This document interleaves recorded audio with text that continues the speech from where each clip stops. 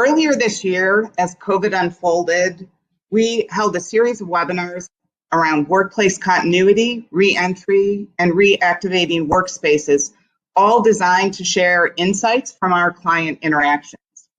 And while most organizations, particularly in America, are still dealing with the complexities of COVID and re-entry, we are increasingly seeing our clients shifting their focus on planning for the post-pandemic world. Today, we're happy to launch a new webinar series around reimagining the future of work. As you'll hear today, the complexities are enormous, and each organization has a unique set of circumstances and challenges to address. You'll hear our leaders from JLL Consulting talk about how we are helping our clients understand the impact of COVID, get alignment with various and diverse stakeholder groups, and create a plan and reimagine the next normal. So with that, I'll turn it over to our speakers today, Sundar Nagarajan and Peter Miskovich from JLL Consulting. Peter, take it away. Christine, thank you very much. As we shared with everyone in the March and April timeframes, we all began to experience the COVID journey in terms of initial shock and then realization, and then our responses leading to various adaptation strategies. Many of us and many of our organizations have been involved with remote work, and we're all on a journey towards gradual reentry as we navigate the pandemic. So today, Sundar and I will be sharing with you our Reimagine framework and applications to that framework. And we believe now is the time to reimagine as we look at the future and as we navigate the future relative to COVID-19 and helping to navigate to successful outcomes as part of that journey. Yeah. Good morning, everyone. Sundar. Our clients are realizing that they are at an inflection point. They cannot go back to pre-COVID days, and they must reimagine the future state. Some of our clients have asked us, what should the portfolio size be? What should be the layout of the office be? Unfortunately, the answer is not so straightforward. And particularly as we talked about in the previous webinars, that there is a paradigm shift that is occurring, and COVID has accelerated that shift. COVID has accelerated us into the VUCA world, the volatile, uncertain, chaotic, ambiguous world. In this world, what we can do is have clarity by putting a framework together, using an approach that will help us get to the defined state. And it will do that in a way that we can build consensus around it. Else, we get with a lot of information, yet paradoxically, not enough information to make a decision. And what we will present today is a framework and an approach that can help organizations define their future. Because this is bigger than I just want to draw out what the office looks like or what my portfolio size is, HR, IT, and all other support functions plus the business need to come together. So we need to get executive alignment when executive alignment is difficult in this world.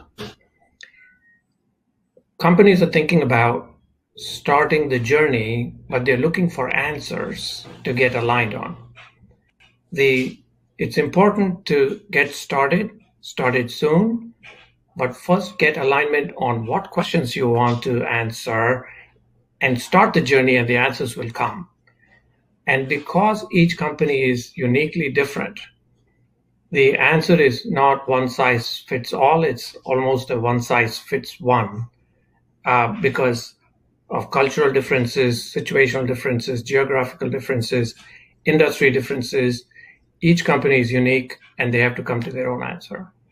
But it is important, regardless, to start the journey because of the uncertainties that companies face. We're working with many stakeholders here for CRE, for CHRO, and others. Peter, you're working with many of those clients. Can you elaborate on that, please? Yes, Sundar, we are working across the executive leadership team, including corporate real estate leaders, a great deal of engagement with chief human resource officers to ensure the health and safety and well-being of the employees, chief financial officers to ensure financial performance and financial metrics are being met, COOs in terms of all the operating process transformation and changes that are occurring, including digital transformation. Risk is clearly important in terms of business continuity and pandemic planning. The CEOs are actually involved in a number of our client engagements, as well as chief legal counsel and the CIOs. And as a result, we have a number of C-suite management challenges that we are orchestrating across the executive leadership team. And I would just like to highlight 3 of those challenges. The pandemic is evolving and it is prolonged. And as a result, executive leadership teams are dealing with the management of prolonged uncertainty. In addition, there are many organizational and human performance challenges. Employees are experiencing anxiety. How do we manage anxiety? Economic uncertainty, COVID uncertainty, and then cognitive fatigue. The endurance test of remote working has been a challenge for many of us. Zoom fatigue is a very real thing. And we have a number of clients that are very focused upon human performance enablement and helping their employees through the performance challenges and the various fatigue challenges of COVID. And then finally, Sundar mentioned, we have increasing complexity and paradox. We're all experiencing social distancing to a large degree, but yet we're more connected than ever via technologies. And how do we manage both the virtual world and the physical world and the digital world simultaneously? And how do we integrate all of that relative to our future state? We will address all of this as part of our reimagined construct, and we view COVID as an accelerant for change and an opportunity for transformation. Yeah, Peter, what you mentioned there in the second point around human condition, the human condition has gone through a lot in the last 6 months. People have experienced life-altering situations, and the employees that left the physical office in February and what motivated them then and what will probably motivate them in the future could be very different. People have had the time to introspect as to what their life is all about, what does work mean, etc. I read in the newspapers yesterday that many women particularly are looking to exit the workforce because of the stress of having to balance work and taking care of children at home or whatever the family situation may be. So in many cases, our employers don't really know their employees very well anymore. They need to reacquaint themselves with them. And they're doing it with employee surveys, focus groups, and others. But that is an important element from an HR standpoint.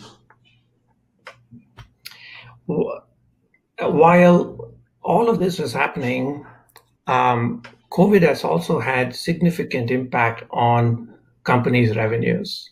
Interestingly, 15% of companies, based on the Q2 results, 15% of the companies have actually benefited due to COVID. And 85% of the companies, about 35% of the companies lost between 15 to 50% of their revenue. And then some companies lost greater than 50% of their revenue.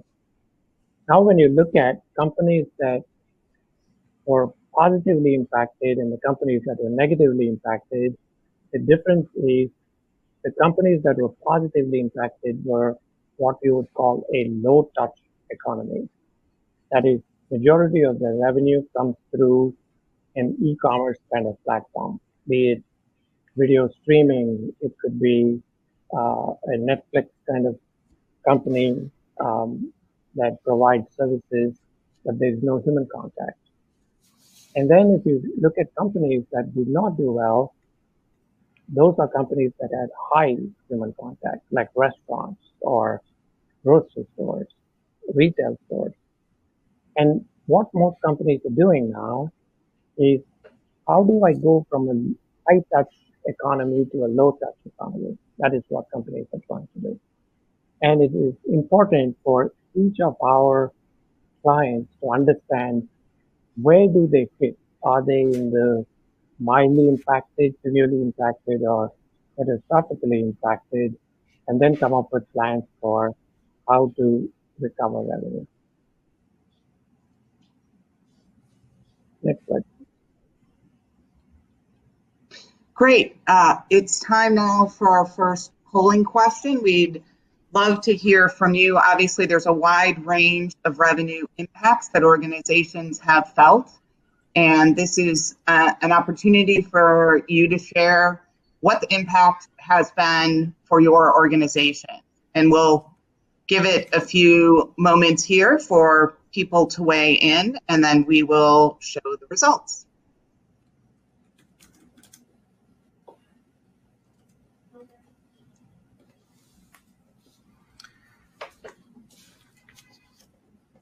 Okay.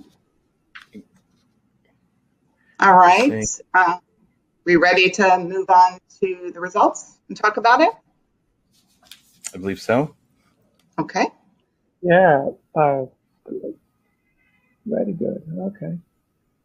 Christine, this sort of fits what we showed on the previous slide as to what our research says. We had 15% positive for globally, and we have 23 here. 40% mildly impacted. We have 35 here. 35% mildly impacted and severely impacted. That is 34 here. And we had 10% catastrophic, and we have 6%. So it kind of, in the ballpark, matches the research we have.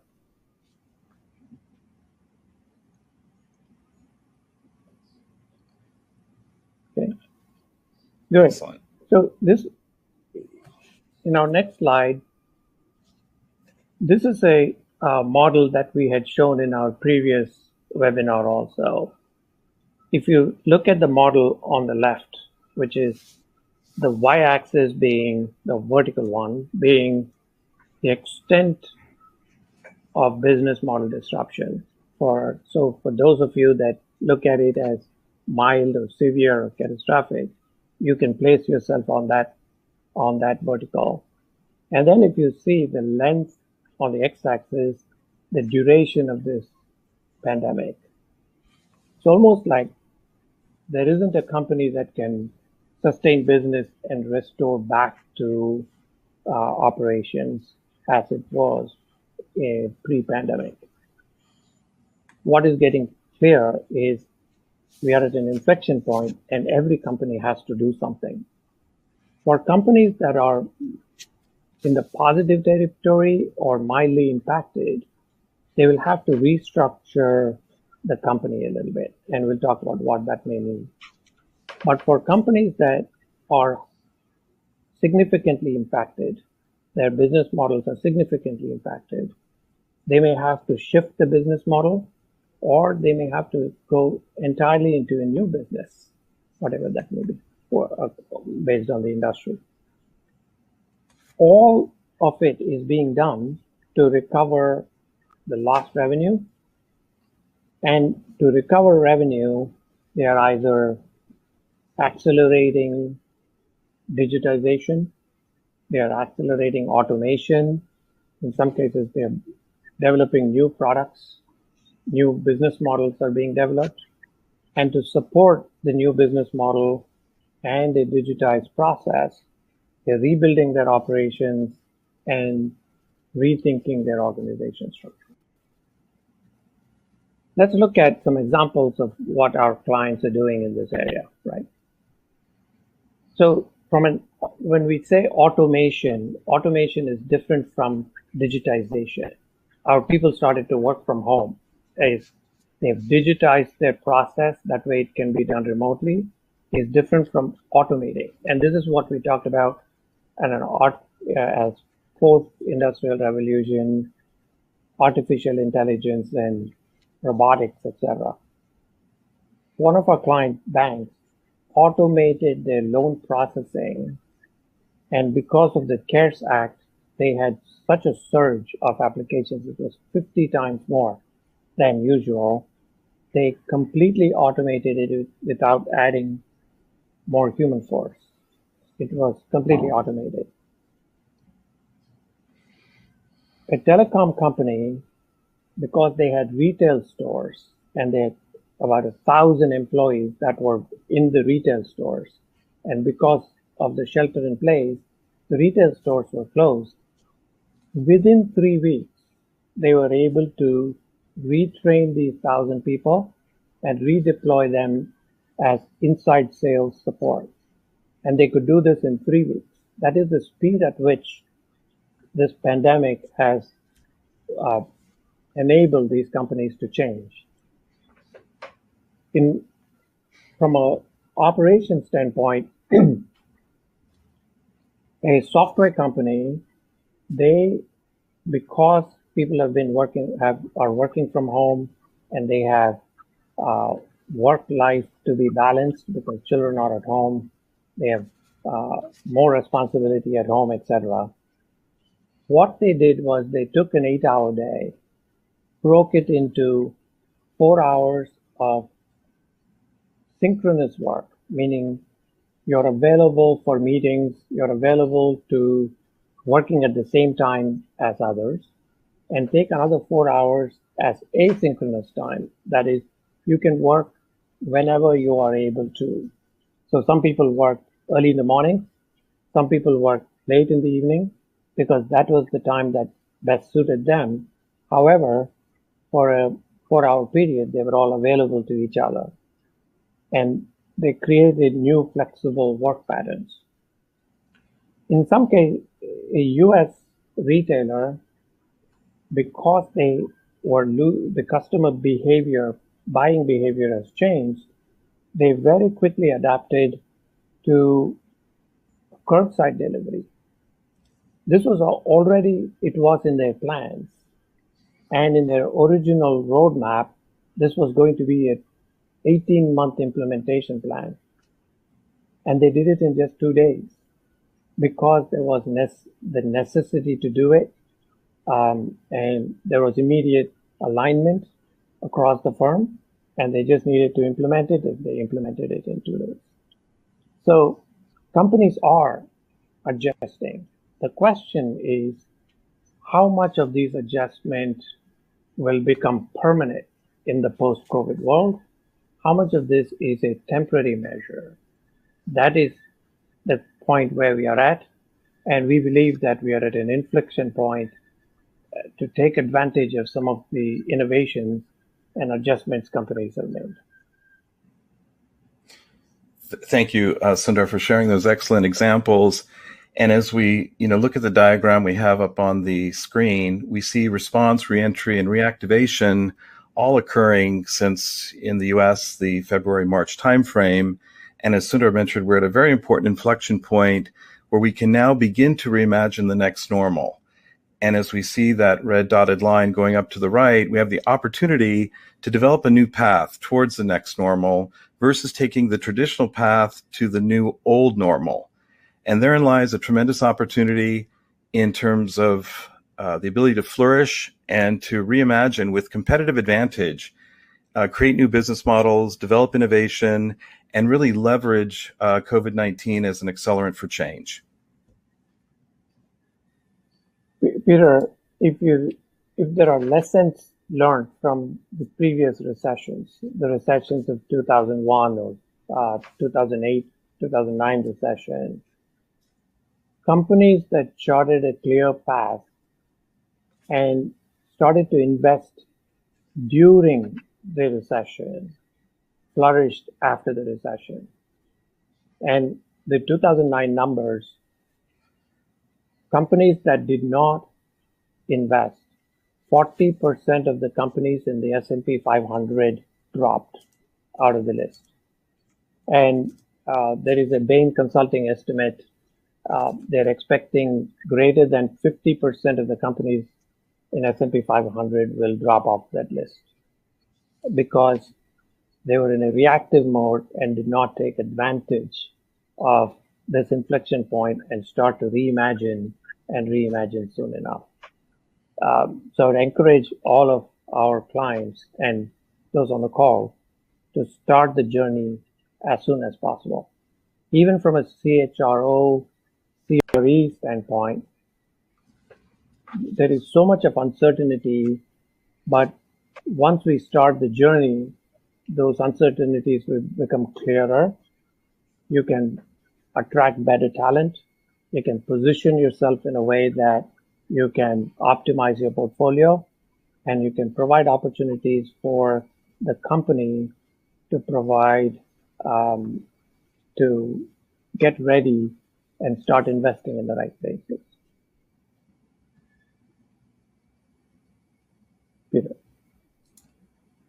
Great, Sundar. Thank you for sharing those good examples. And as we look at the future state, we've developed the reimagined transformation model. And on the slide that we have up at the moment, it shows our 15-dimensional construct. There are business elements to this construct. The first three: business continuity, business model, and business process transformation. And then we're also focused on workforce, and workplace transformation elements, including corporate real estate cost optimization, corporate real estate org and process transformation. How do we create new vision and guiding principles? How do we improve the health, well-being, and wellness of our employees? How do we create great virtual and physical human experience for the future? How do we optimize the portfolios of our organizations for the future? And how do we ensure that they're sustainable to address climate change risk? We're also seeing a great deal of focus in our Reimagine efforts around talent strategy and offering work from home, work from anywhere solutions as part of this remote working, if you will, new way of working ability that we've all come to know. And we do foresee more work from home and work from anywhere capabilities in the future. As Sundar mentioned, we are looking at workforce preferences, and we're actually surveying our employee workforce populations every month in some cases to ensure that we're getting a full sense of what employees really want. And then how do we reactivate the workplace in terms of reentry? As JLL, we're helping a number of organizations with their reactivation, reentry programs, engaging very closely with executive human resource leadership and security, business risk, and other management functions.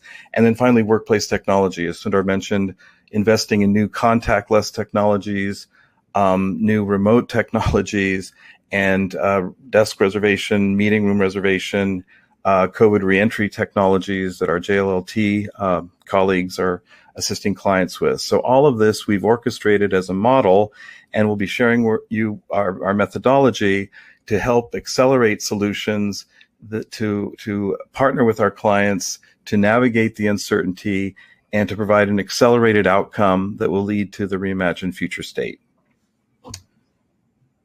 Yeah, Peter, the navigate is the operative word, right? When you look at this model with the 15 dimensions, it seems like a lot. However, what it is out of these 15, there could be different entry points for different clients, right? For example, we are working with a client and they have found that work from home is working reasonably well. And they wanted to see how many of their people really wanted to work from home post-COVID. And the way they did it was the workforce preference dimension. And they found that about 20 to 25% of their employees would like to work from home permanently. So if that is the case, what does it do to the portfolio size? And more importantly, when they do come to the office, what will the inside of the office look like? What is the very purpose of the office then, if they're only coming 1 or 2 days a week? Why are they coming? And therefore, how should the office be set up in a way that will be conducive for the reason that they are coming? So For that, now you go to the workplace reactivation. We have another client that is now looking at, now that we can work from anywhere, we have seen that it works. They were looking for talent that was not so easily available, or the talent that they liked did not want to relocate to, in this example, Cambridge, Massachusetts. In January, they thought that candidate was not a viable candidate. But now they think that it is doable. So now they've gone back to the candidate and they're continuing on with their recruiting process with that candidate that is on the West Coast. So in a way, what is your talent strategy now that we all have figured out there are other options too, right? Now, and then on top of it, with social distancing, will you need more space? What is the human experience? That is an interest for one of our clients. Does human experience, is that limited to when an employee is in the office, or the human experience means regardless of where they are working in an ecosystem of spaces, human experience is still our responsibility. What about health and well-being? We have heard that mental health is becoming an issue.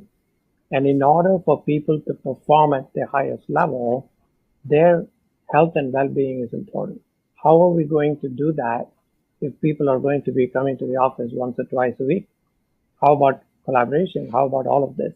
So what you will begin to see is each of our clients had different entry points, but very soon they started to realize that at some level, each of these 15 dimensions they have to consider.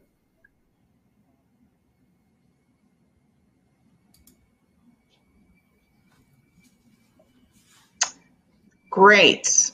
That was a lot of great information, Peter and Sundar. And now it is time for the next polling question. So based on the 15 dimensions that Peter and Sundar just introduced, which of the following topics are the priorities or entry points right now for your organization? So we'll give folks a few moments to weigh in, and then we will share the results. It's interesting, Christine. We're seeing some very wide-ranging, diverse responses, and health and well-being at present is looking to be a key priority.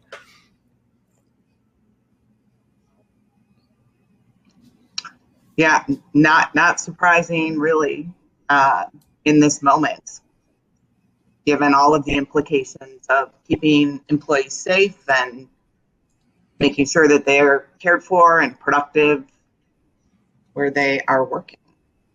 So are we ready to share results? I think so. Christine, go ahead. Okay. Wow. All right. Yeah.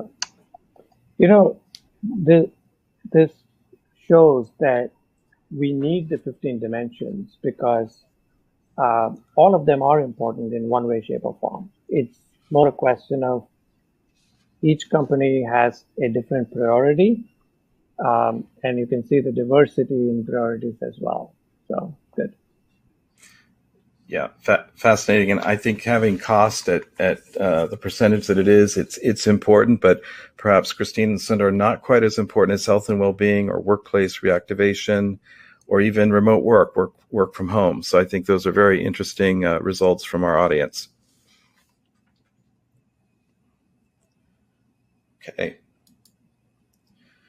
So as we move forward, we'd like to share with you now our accelerated scenario modeling capability. And as Sundar mentioned, and as Christine shared, it's a very complex landscape at the moment. And so we've created an accelerated scenario approach to help our clients co-create solutions in a very effective and accelerated manner. And so on the far left vertical, you can see the envision and hypothesis generation around the 15 dimensions.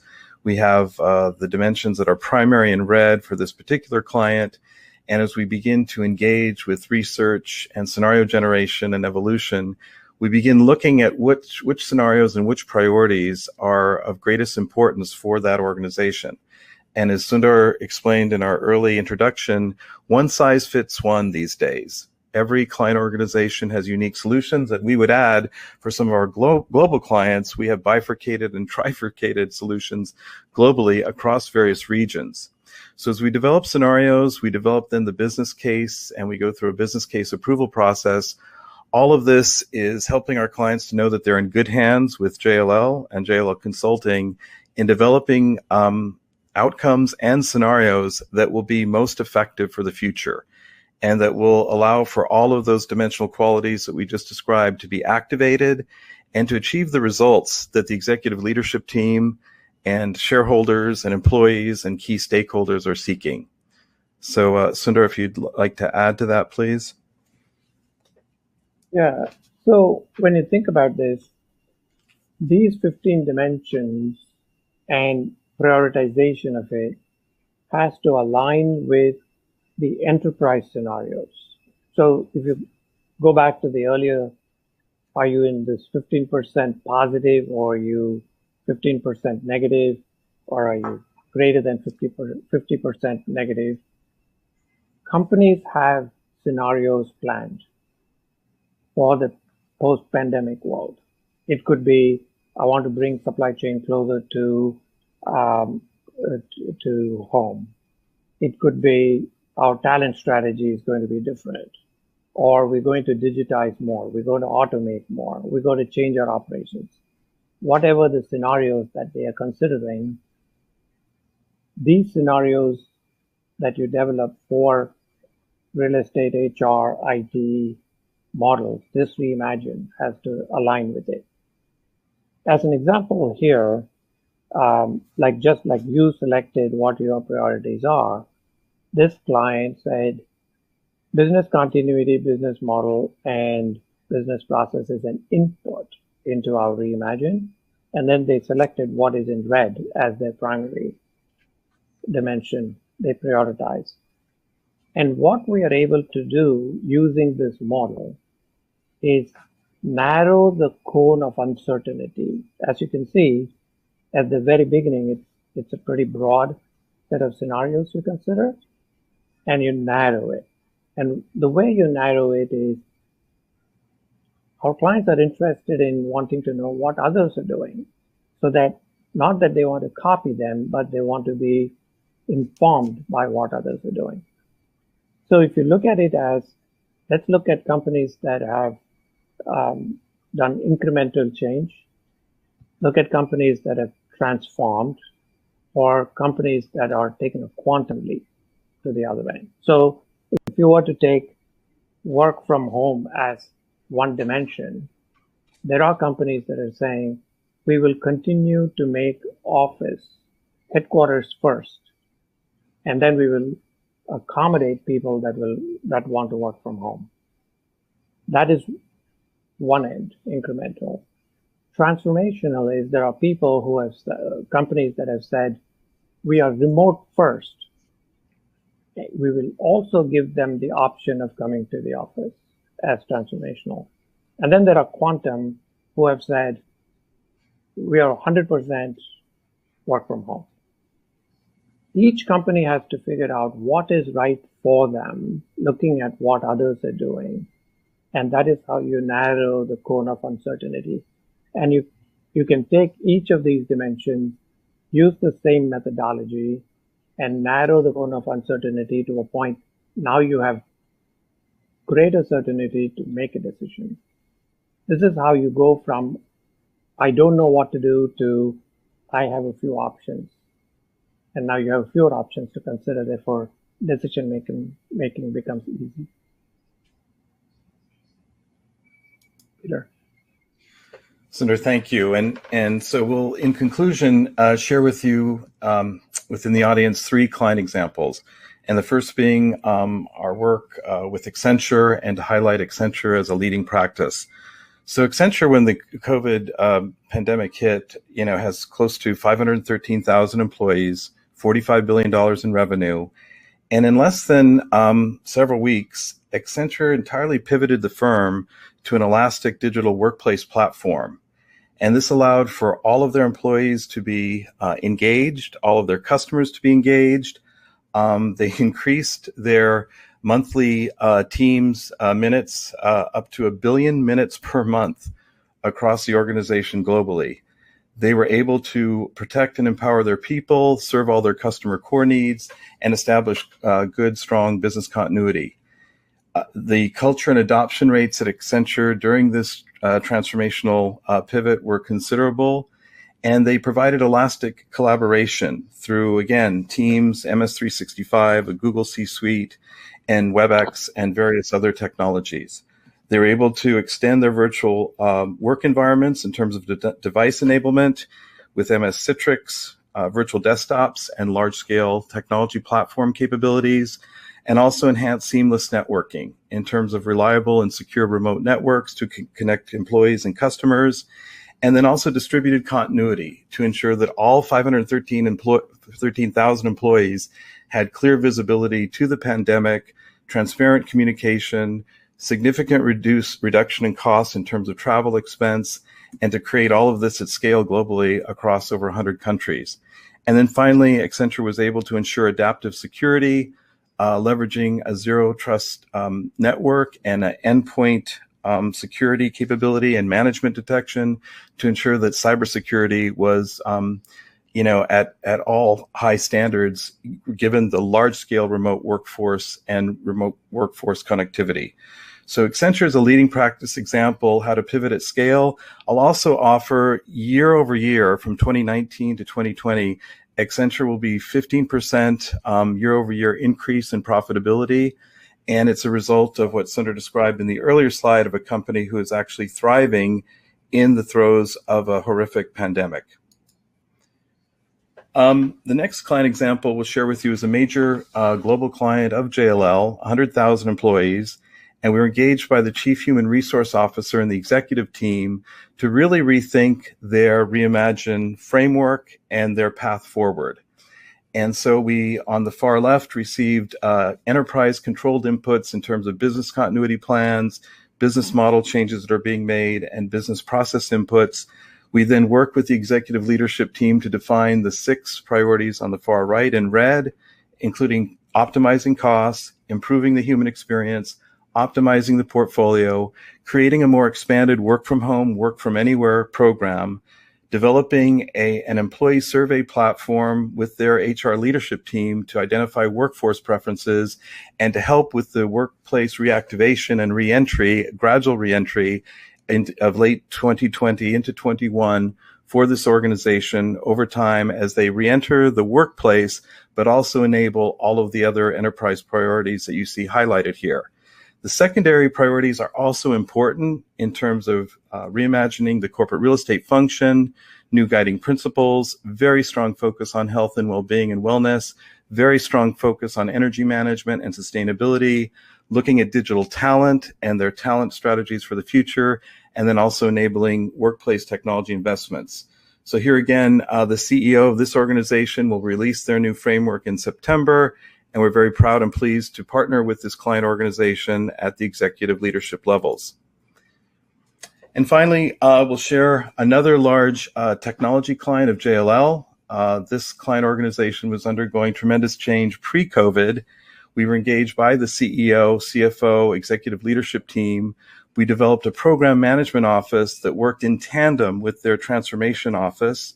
We were focused upon workforce and talent strategies for the future, a very strong workplace and change management integration approach. We also innovated with this client, creating a hybrid workplace mobility ecosystem. So we looked and are developing telepresence and telework programs. We expanded their flex and co-working capabilities, and we have a 3-year timeframe for global transformation. The outcomes that are listed on the right include optimization of the portfolio, integrating all these new workplace program elements. We're going to improve workforce talent attraction. And per Sundar's earlier description, this client is moving to a talent anywhere approach so that talent can be engaged from anywhere in the world to support this organization. We are optimizing the real estate portfolio by 30%, but that includes a 200% increase in flex and co-working solutions, and will reduce annual occupancy costs by 25% as a result of the Reimagine transformational effort. We've orchestrated and stood up the program execution platform, and to date, we've exceeded client expectations on all fronts. So with that, Christine, I'll turn it over to our final polling question. Great. Thank you so much. So we've shared a lot of information today about what our clients are thinking about. As you reflect upon the examples that Peter just shared, which of the following are your top 3 priorities as you consider Reimagine? And we use this information to develop future content and future webinars. So we'd appreciate you weighing in. So we'll give it a few moments before we get on to some questions after a quick. Go ahead, Peter. No, I was just going to mention, Christine, a very interesting distribution again. Health and well-being taking a predominant role, new workplace models, and determining the future role of the office are interesting priorities that are now tabulating.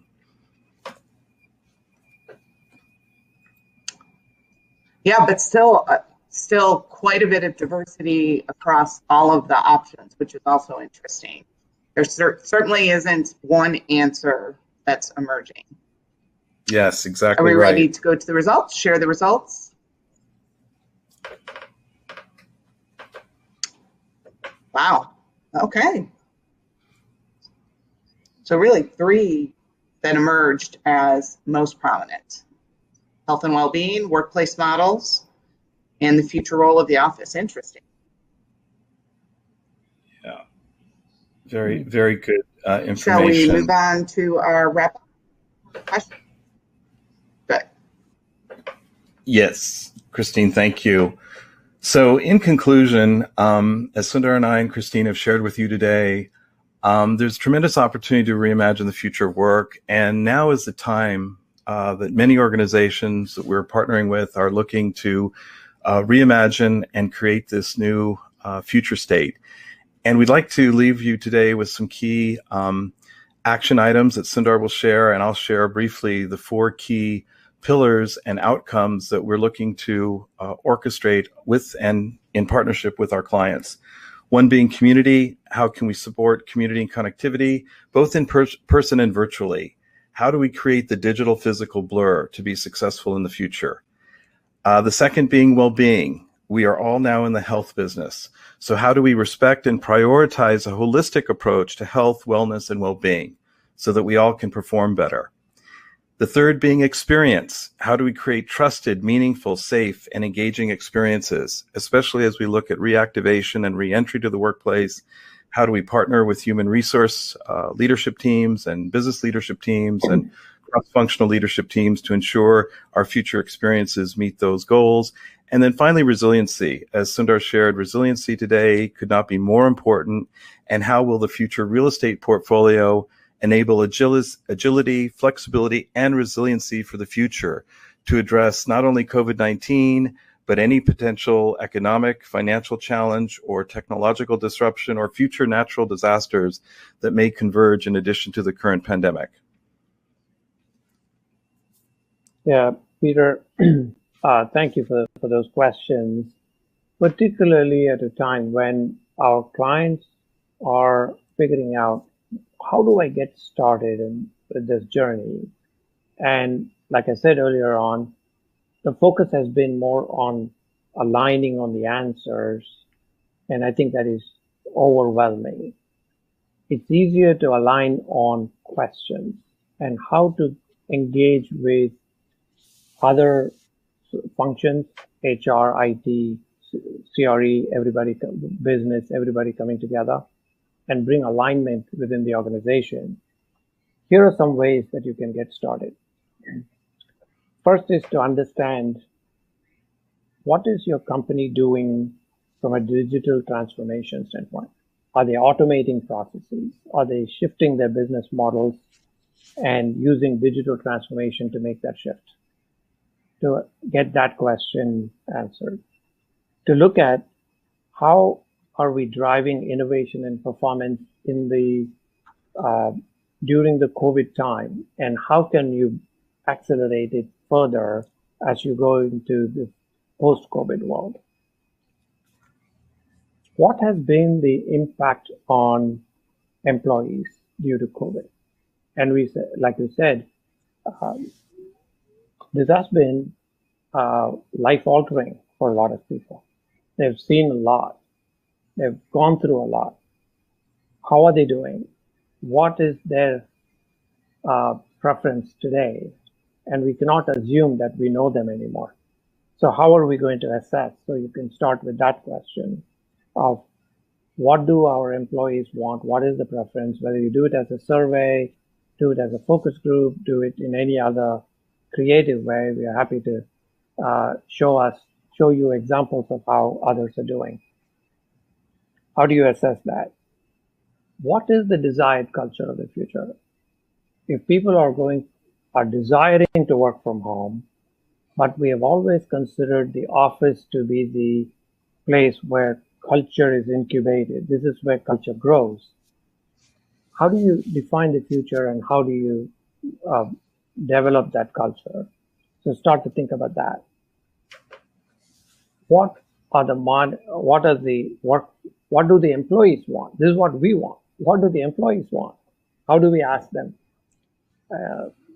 Find ways as to how to do that and get their preference. What will be the new model then? If people are saying, what in a recent survey that JLL did, we found out that people are missing certain things, people are enjoying certain things about this COVID world. They're missing the human interaction. They're missing the formal physical environment called office they like to come to. They're missing the face-to-face meetings. They're missing those. At the same time, they're enjoying the no commute. They're enjoying the work-life balance. One of the HR executives that I was talking to, he said, now that he has breakfast, lunch, dinner with his children, I don't know if he'll let it go. This is amazing for him, for someone that only did that over the weekend. So there are some positives, there are not so positives about this. And if people are coming to the office with all of this, how would you then create a place that satisfies the purpose why people come to the office? What should the workplace model look like, etc.? So if you take these questions and start with these questions, there may be other questions that will come up that is unique to your organization, but at least that gives you a starting point. The importance of working in an uncertain world is to take the first step. And if you don't take the first step, this is going to go longer and longer, and there will be more unknowns. So I urge everybody to get started. The time is now. And the first step will answer a lot of questions. Then you can take the second and the third and the fourth. You don't have to have answers to everything to get started.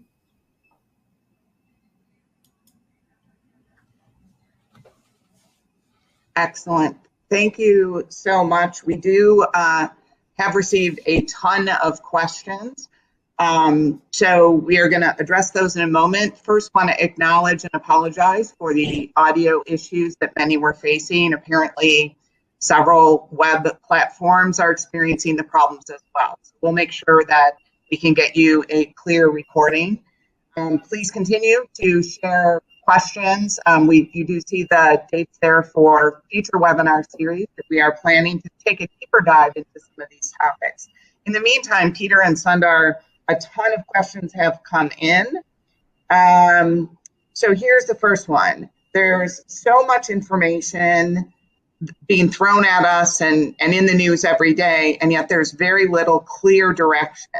It's challenging to figure out how to move forward. What advice do you have for getting alignment with executives and our executive leadership stakeholders so that we can get unstuck?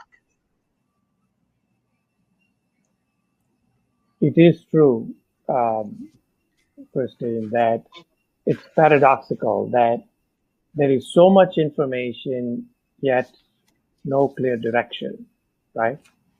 So the best way to deal with this, as we showed in the first webinar, we provided people with a framework to think through the client journey. So the respond, re-entry, reimagine. That way, at that time in March, we said, let's not worry about the reimagine. Let's focus on what is immediate and short term. And that helped people to get clarity in what do I want to consider, what do I want to put off for later. So having a framework like that, and the framework that we discussed today from a reimagine standpoint, having that framework with the 15 dimensions and the approach of what to do with those 15 dimensions will help in aligning the questions. Because like we said, we only need to align on the questions to get started. We don't need to align on the answers yet. The answers will come. But once we align and get started on the journey, and because this is a multifunctional, multi-organizational journey, companies can then start to look into bringing a team together of CRE, CHRO, IT, business together to say, this is what we are considering. And then they can do some research to understand what others are doing and using that information, not to, like I said, not to copy what they did, but as information for them to understand the art of possible. That will give them direction. That way they will get unstuck and there is forward movement. And without a framework, there's way too much information and you don't know which ones are relevant, which ones are not. And sometimes the information you collect are contradictory to each other.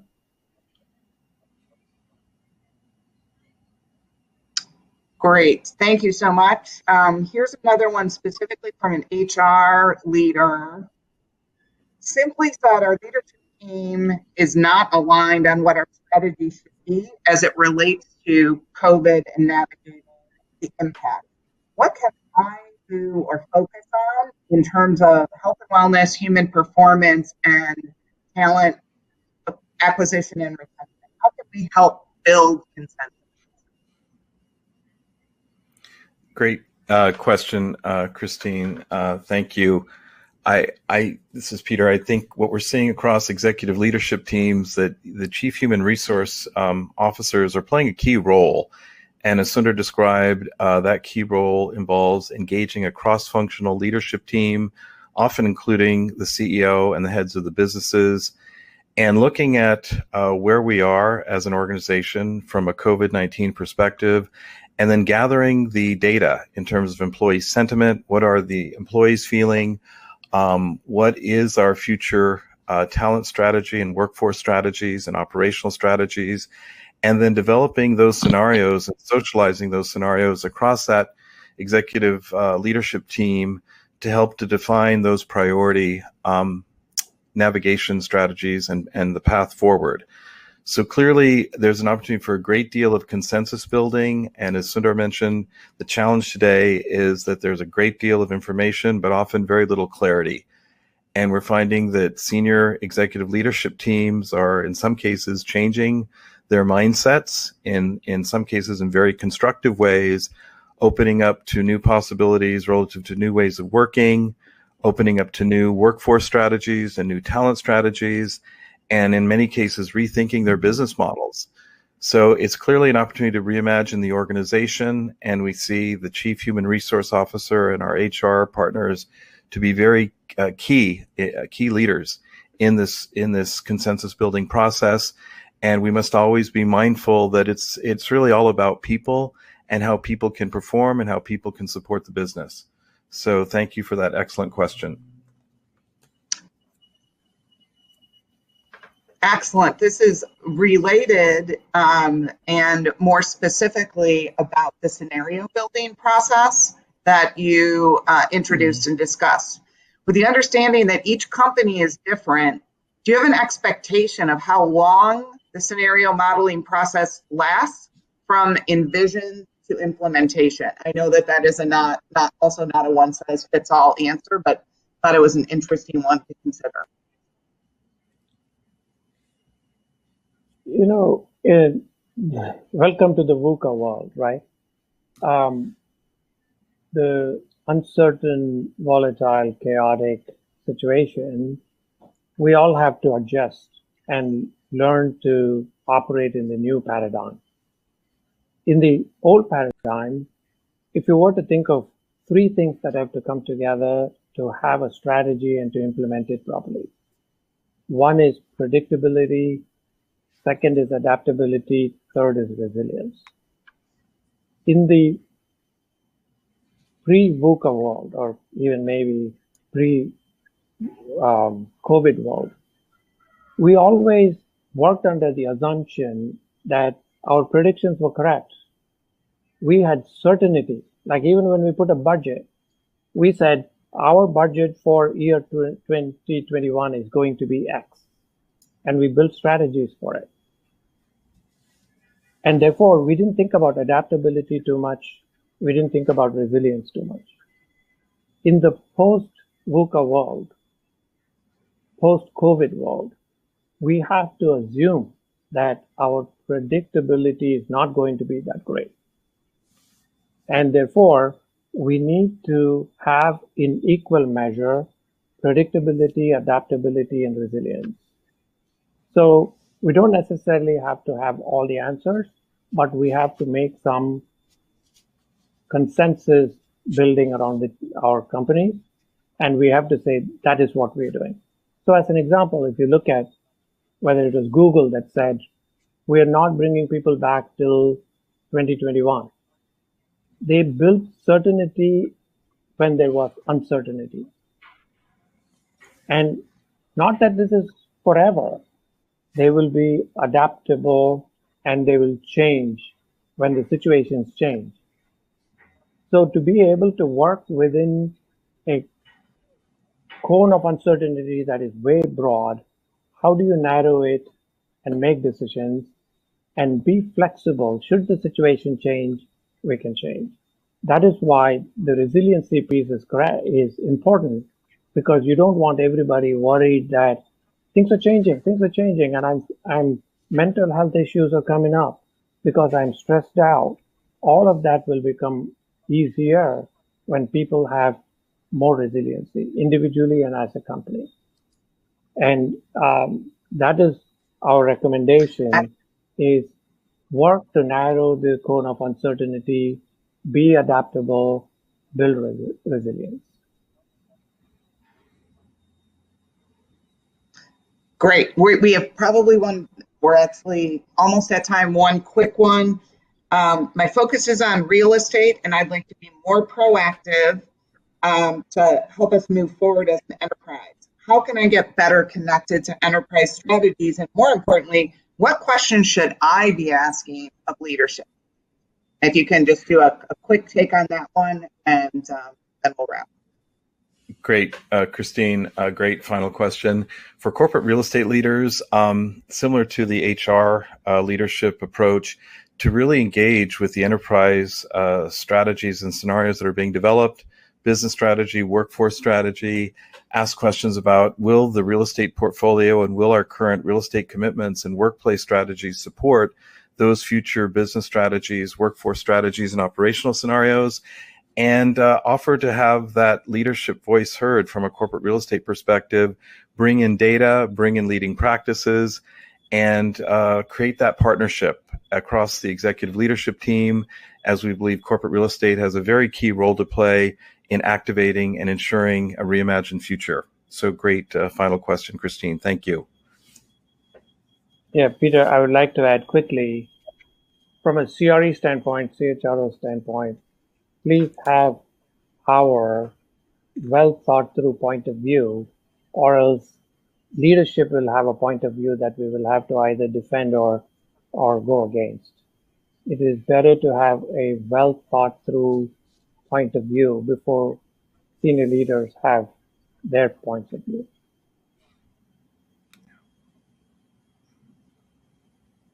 Excellent. Well, on that note, we are at time, 1 full hour. Thanks to everyone for joining today. Again, apologies for the technology issues. We will be sending out a recording and follow-up early next week. And thank you for joining. Thank you.